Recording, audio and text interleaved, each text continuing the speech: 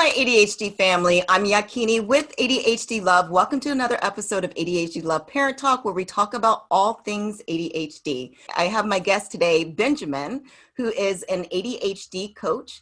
And so I'm very excited to have him here because we're going to get into what ADHD is, and then he's going to talk a little bit about how do parents or children move from one state. In other words, if you're dealing with certain emotional situations like frustration or anxiety, how do you move from one state to a more positive state? So very excited to talk with him. So Benjamin, welcome. Thank you for joining me.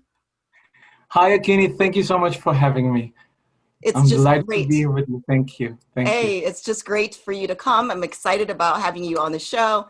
Can you tell us a little bit about yourself and then tell us why do you know so much about ADHD?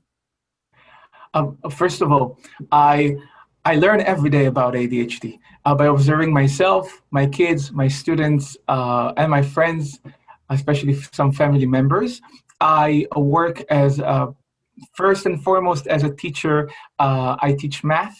I teach math at the Ramaz Middle School in New York City, and and in the afternoon I work with parents and students, primarily on how to manage symptoms of ADHD.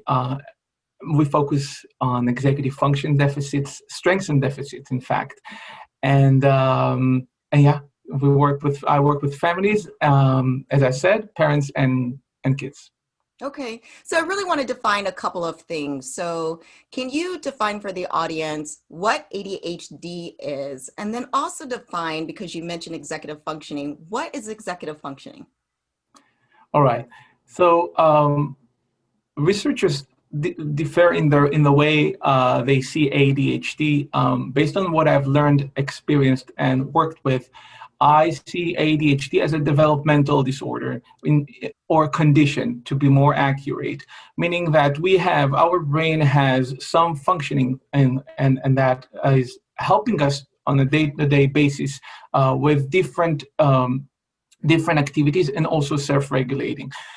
We start developing these skills from very young age until the age of 30, some say even beyond that.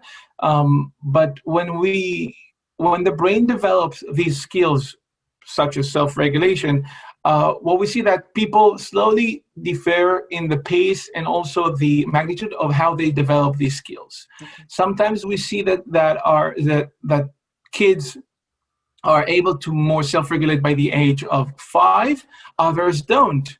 Some kids have difficulty seeing beyond of the external reward, meaning they can see the greater good in doing something or the far-reaching reward. Others don't, and everything falls into the category of how they of their self-motivation, which is also an executive function that the brain develops over the years. Now, what happens with ADDers? First of all, let's just put it out there that ADHD, it's a label that we not in a negative way, but it's just a term that we use to explain a certain condition. It helps us understand the condition, but we should never let it be an excuse or a tool to express prejudice. So ADHD is basically a condition where certain functioning of the brain is not working as we expect, as our life dictates. Let's say, for example, in school, where in first grade, there are certain skills and abilities that the teacher or the curriculum demands, and the student does not meet those skills. Being part of a group also is something that people with kids with or individuals with ADD have more difficulty managing, being part of a group or setting goals and achieving them. Now, we have about 11 different executive functions, and they divide into 2 categories: self-management and task management. We all of us, you and I, everyone, have different strengths and weaknesses in our executive functions. Now, what happens with ADDers is that there are certain functionings that are really in a major deficit, such as self-regulation, self-motivation, persistence, and also metacognitive skills, the ability to take a bird eye on yourself and evaluate your performance, time management, planning, organization, about 11 of them. We can talk about that later. But what happens with ADD is that there is a really major deficit almost across the board. And the way they develop these skills is in a much lower pace than others, okay? And then sometimes that development is hindered or it just stops. What happens with adults, for example, as we grow up, there are those who learn how to manage those deficits by using more of their strengths, really directing their daily activities toward their strengths, or they're getting a help, some kind of a help. But there are those who don't, and they keep struggling, and they find themselves in the same place all the time, or many times. So this is in a nutshell how I see ADD or ADHD, and in kids and adults.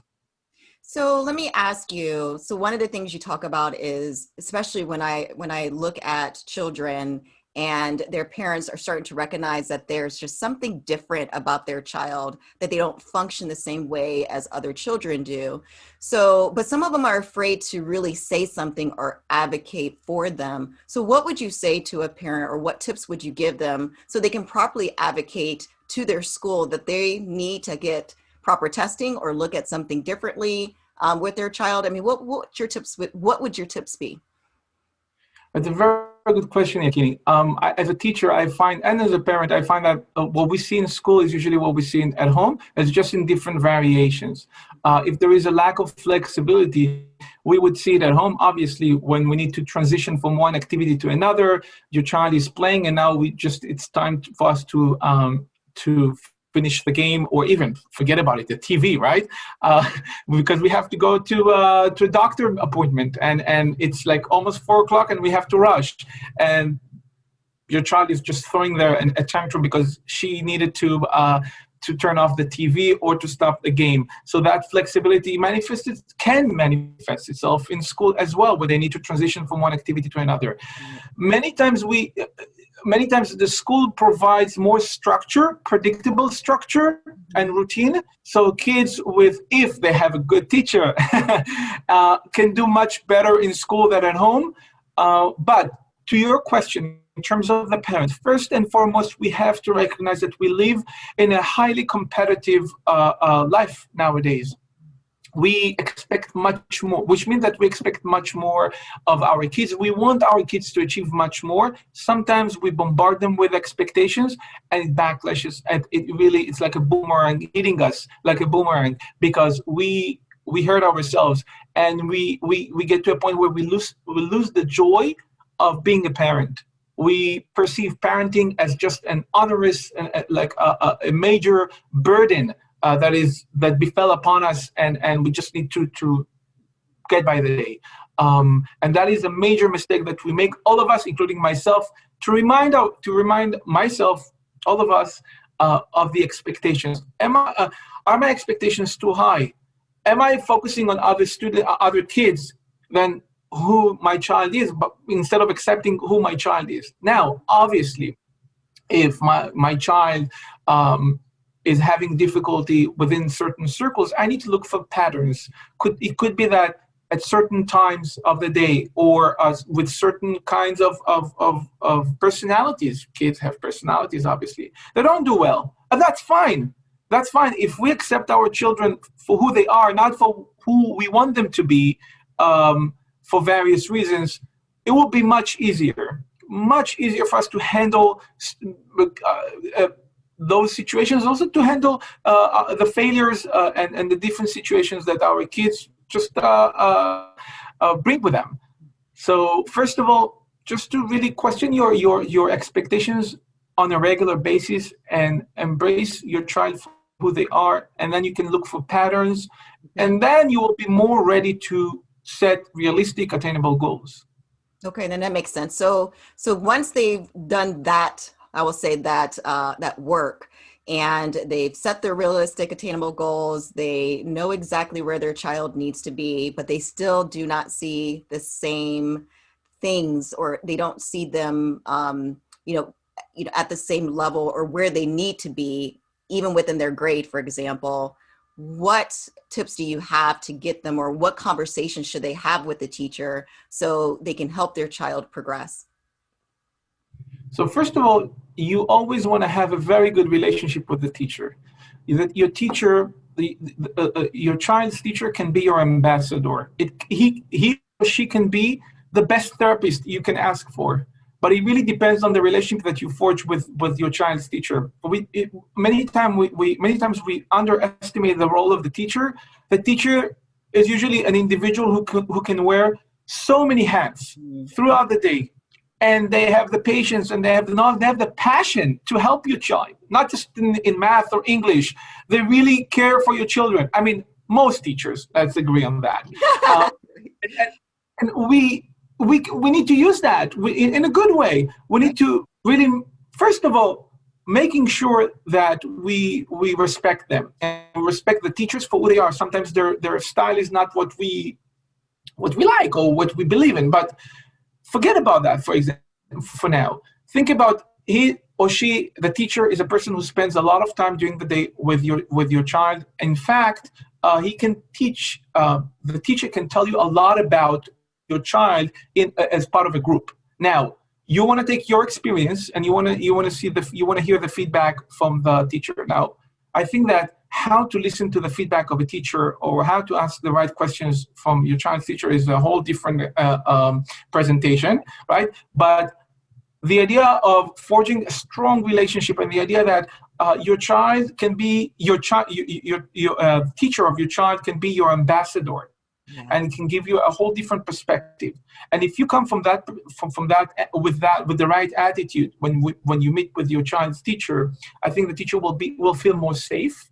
Now I'm talking as a teacher. When a parent comes to me and we have a phone call, forget about emails, phone call, make it personal, and I hear from their voice. Remember, teachers are very sensitive people. So when they hear in your voice that you're really genuinely interested in learning and knowing more and asking for advices, then the teachers open up. Yeah. And then that's where the flow of information comes, and the partnership and togetherness, really that like functioning as a one unit. So that's for the teachers. Now, what a parent can do is really to focus on the relationship with the teachers. Obviously, sometimes it's not enough. Then it's very important, obviously, to have someone, either your pediatrician, or even your mentor, your own mentor, your parents perhaps, and not ask for advices, not to ask for help, but rather ask for what they observe. Ask them, what do you see? Right.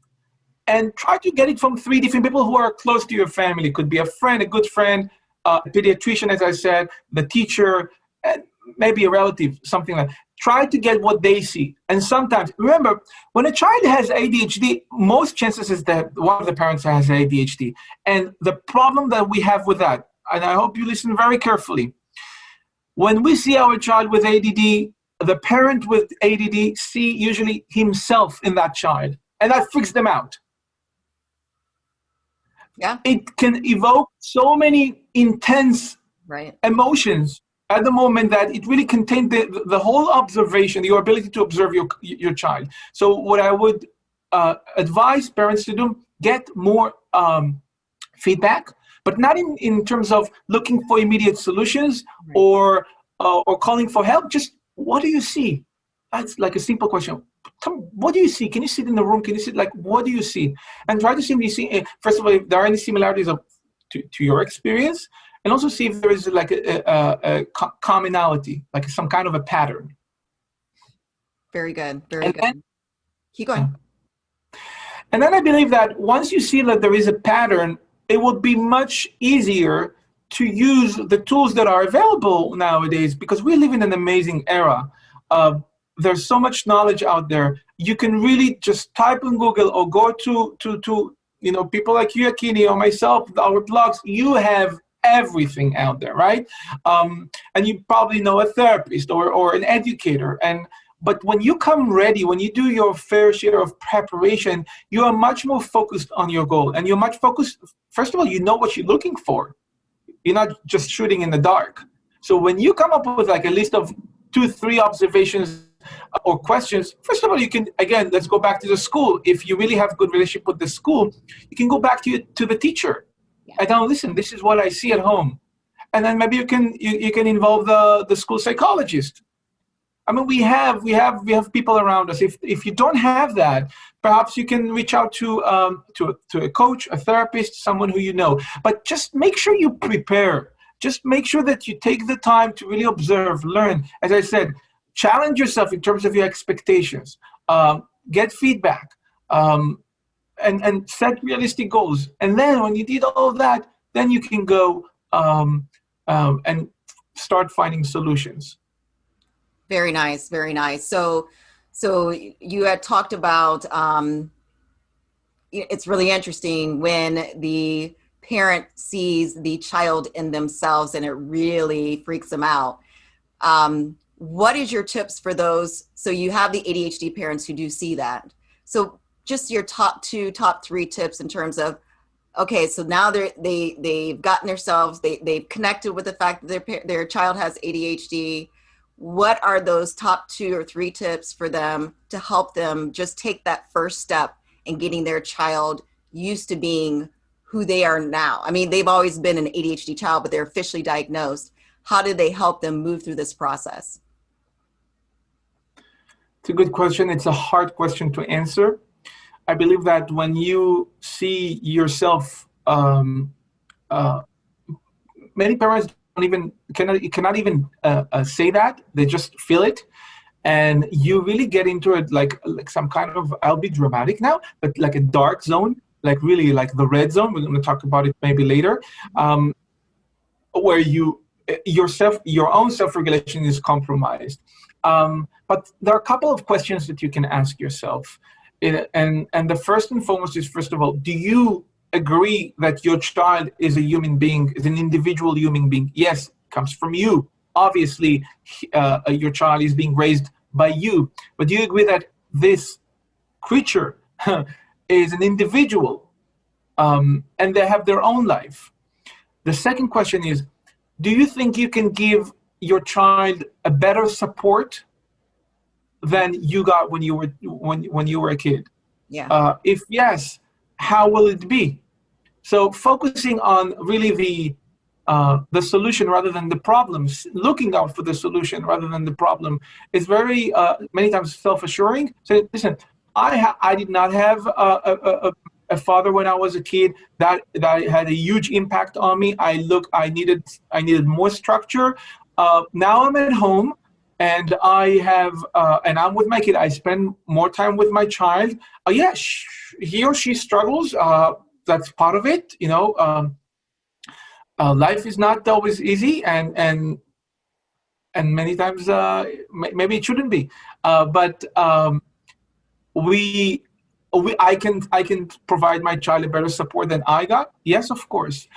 Do I know where exactly I can support so that I can concentrate my energy? Probably, yeah. Okay. So these 2 questions is that, am I able to see my child as an individual? And second is, am I able to support my child better than the support that I received when I was a child? Very good, very good. So you did, actually, this was perfect segue in terms of the zoning piece. And, one of the things I really wanted to talk about today is helping people get from a more intense or negative state to a more calmer or positive state. And I really wanted you to talk about the zoning techniques that you use and how can people use these on a daily basis? To get to the right zone, I like to think about 2 people, the firefighter and the fire preventer, or the fire detector. No pun intended, obviously. Both of them are essential individuals, workers, personas, exactly. But a parent, most of the times, is a more of a firefighter, meaning putting out fire, than a fire preventer. Thankfully, we are creatures of habits, and if we take the time to reflect and observe our own behavior and how our family is managed, we will find patterns. We will find times that really triggers our emotions in a negative way, put us in a vulnerable place, in a place that we don't want to be. And that place that we don't want to be, it means that our own self-regulation is going down, and that's where our voice goes up. Our temperament could be from 0 to 100 in just a few seconds, and where we end up in a major guilt, right? For what we say, for what we've done. All of us, we're all in the same boat. That zone is called the red zone. That's where we don't want to get. Um, it's called the zone of self-regulation, and it's very famous. If you can Google it, you can find visual aids. You can find a lot of explanations about the zones, the 4 zones, and even games. It's wonderful. It's a wonderful idea. And before the red, we have the yellow, and the yellow you can imagine like a yellow post, like a road sign that says stop, and that is where basically where all the alarms are going off. Dun, dun, dun, dun. You're really getting there. You're really getting to the fire zone, and if you're not stepping down or stopping right now, you will end up in that red zone. So that's the yellow. In the yellow, you feel the agitation. You feel that you are losing patience. You feel that things that usually don't touch you, you don't care about, suddenly they really annoy. It could be your child is talking to you, and you're like, just shut, just don't talk to me right now, right? Familiar with that? Exactly. Oh, it's every moment with the partner is like, why do you? But no, just don't talk to me. So we are in the yellow zone. For that, when we feel that we are in the yellow zone, we need to have a plan of action, and the plan of action usually is a break, and it needs to be a physical break, meaning that we need to take ourselves from where we are. We need to find out a way to get ourselves just out of the room, out of the house if possible. And then do some kind of, there are different activities that people like. You really need to know yourself. For some people, it could be just making yourself a cup of tea and looking at the beauty of nature. And for others, myself, go run in the park. I need my good 2-3 miles to switch from the yellow zone back to the green zone, which I'm going to talk about. For others, it could be just to read a book or to have a phone call with someone, with a good friend, where they just vent. You really need to know what works for you, and everything is okay. It's just as long as you separate yourself from the group, from your partner, from the kids, just to know that it's temporary. It's not going to last forever. It could take a few minutes. It could take a few hours. You just need to be prepared for that. And it's worth the price. It's worth the price even to pay for a babysitter. It's worth the price even to go and maybe not to finish the project that you need to do right now, because what will happen after is going to be a major cost for your family, for your self-esteem, and even for your performance at work. Now, the green zone, as I said, after the run in the park or the cup of tea, watching the beauty of nature, the green zone is where we are, where we feel safe, where we feel calm, where the sun is really like shining upon us, and we feel so confident and we are open. When we are in the green zone, we are open to play, we are open to discuss, we're open to listen, we're just open. And that's where we want to be. And that's the green zone. If you try to reflect on your experiences, where you're really proud of yourself as a parent, you will find that those times you were in the green zone, not in the yellow, obviously not in the red. Now there is also another zone. It's called the blue zone. It's funny because different people interpret it in different ways. The blue zone is actually the blue, where you feel in the blue, where not necessarily sad as much as just idle, like lack of energy. I'm not into it right now. You're not mad, but just you're not into it right now. You can sit there right, with your child in their bedroom and watch them playing, but you're not interested. Especially mothers, where you really force yourself to do the right thing, always to do the right. No, I have to do that. No, I have to do that. No, right? I see my wife. It's like, you don't have to do it. It's okay if you take a break. Call for help. Communicate with me. I can be in the room, but just so. The blue zone is where we feel that we are not engaged, but yet we're not also we're not edgy. That's the blue zone.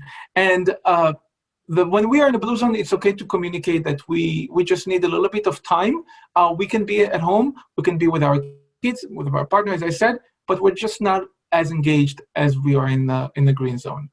Now, why did I started by saying that we are creatures of habits? Because in all those games and the articles, I find that the content really, the writers convey that we need to strive to be in the green zone. And I honestly and respectfully, I disagree with that. I think that we have to be realistic, and that throughout the day, we just visit all the zones: green, yellow, red, blue, in different patterns. It doesn't have to be the same sequence. And I truly believe that it's okay, it's normal, it's actually human.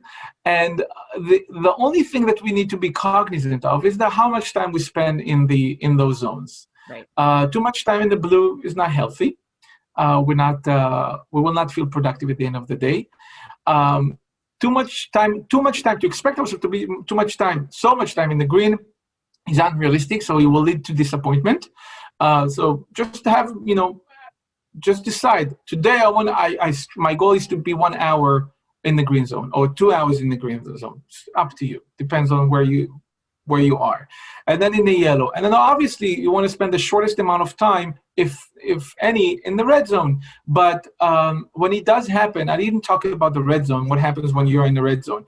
When you're lashing out, and when you feel that you're going to say something really hurtful to your child, if you have said so, it's done. It's not the end of the world. It's really not the end of the world. It happens. We are parents. It is the end of the world. However, if it becomes a habit. So, for example, my child forgets to wear his uniform in the morning, right? And every morning we wait for him because he forgets to wear the uniform. So obviously we can prepare it during the night, etc. But let's say it doesn't work. The child gets to the door, again unprepared, and if you lash out, if you start yelling at him, you know what? It could be that he deserves it, but what's the problem is that if he comes back again and say, "Oh, here comes the clumsy boy. What did you forget today?" Right? It's very cynical, and the passive aggressive comments that can come out of us. That's a problem. Gotcha. That's also a red zone, and that should not take place. And it shouldn't take place. And if you feel guilty, you should. But if you lashed out, if you yelled at them, you shouldn't. That's really normal. And they should know that when they cross the line, or and they really hold everyone, the entire family, or they cause you a delay to get to work not on time, that's the reaction. Yeah, that makes sense. That makes perfect sense. As I was sharing with you, my child, he's been using this technique since he was 5. He's now 9 years old. And I mean, he knows it so well. He can just literally say what zone he is in and what he needs to do to get to the, green zone or just a calmer zone. And it's been absolutely amazing, because now he is really engaged with where he is. I mean, there's even adults who can't even say, exactly emotionally where they are and where they need to be and how to get there. He actually knows how to take those steps to get there because he's been doing it for so long. And it's such a great tool. It really is such a great tool for kids and adults to use. So that's why I thought it was really important to talk about. Yeah, thank you. I really admire that. It's amazing that a child in such a young age is able to communicate his feelings and as such a not just comfortable but also strategic, problem solving perspective. You said it's so true that adults do not utilize this amazing tool for various reasons, and I believe that a lot could be better if we use a better if we communicate how we feel. Sometimes within ourselves, we don't have to have a person near us just to tell ourselves, oh my God, yellow again. Whoa. Okay. What's the checklist? It's like really should be like a checklist, like 3 things. Okay. Yellow zone. Okay. Starbucks. All right. Park. Let's go. It's just that. Whoa, red. Wow, I just lashed out at my child. Okay. Okay. Just make sure that you hug them before they leave the house. That's fine. Right. And so do you think part of it is right, the checklist. So do you think that part of it is we are, as adults, I mean, some of us have been ingrained not to connect with our emotions, and having these zones, I mean, you're connecting with your emotions because you got to recognize that emotional state to be able to know where to go to next. And do you think that's part of it is just not being able to, not wanting to connect, where we are? Yes, indeed. And in fact, that's the work of a therapist. A therapist really helps you understand where it's coming from in your case, in your individual case. And that's where a lot of people sometimes feel reassured when they know where it's coming from. Nevertheless, coaching is a bit different. Coaching focuses on the solution, on looking forward and working toward a goal. So while it's important for some people, for a lot of people, to know where it's coming from and really to dissect the issue and break it down and understand, it's a cultural, problem, etc., we need to look forward. Okay, we got it. Let's move forward. How are we let's create a plan so that next time, because remember, we're creatures of habits. So it's going to happen. It's life. So that's, I think also in a nutshell, this is the major difference that I see between therapy and coaching. Makes sense. That makes sense. Okay, so just to wrap things up, so is there any last minute thoughts that you have, any tips, tricks, anything that we didn't talk about that you would like to tell the audience? Not new tricks or tips, just what we spoke about, that if you want to be successful, and that's also the message we want to convey to our kids, our students, you need to prepare, you need to do your due diligence. And when you notice something, get the observation, get your friends or family members' feedback, question your expectations. Try to do that. Try to take the time to really learn about your child, who they are, your children, who they are, and ask yourself: are you really embracing them for who they are, or maybe it's the vision that you have of your child? Who should it be? Who is she or he should be? So I think that this is, if we habituate ourselves to look at our parenting experience in that way, I think the tricks, first of all, something very important about tricks and strategies, they're very individual. So there are tons of them out there on the internet, right?